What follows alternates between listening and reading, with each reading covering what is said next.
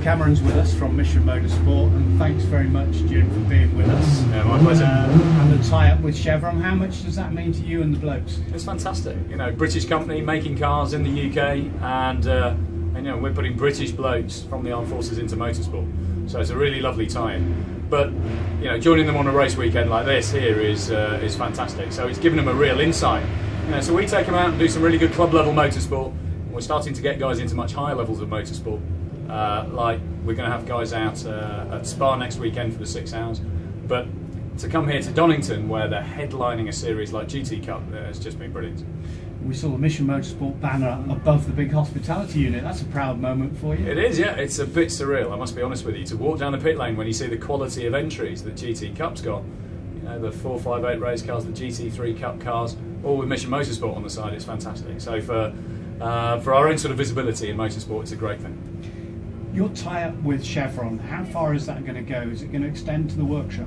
Yeah, we very much hope so. I mean, what we're doing is through Recovery Sport is using the cars, the motorbikes, the powerboats, the shiny things to engage these guys who are in recovery, who quite often we find, quite apart from any disability, confidence is the greatest obstacle which they face.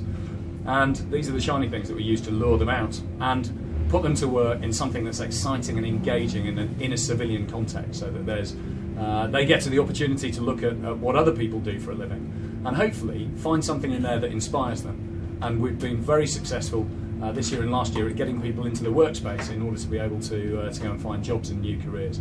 So getting guys alongside you know, a company that's making cars in the UK, fantastic. Really excited about that.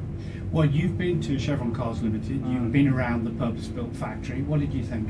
It's amazing. I mean, that really is a blank sheet of paper. You know, what would you do if you wanted a dream build of a place in order to run a race team out of and to produce cars from? Individual build bays and all the rest of it.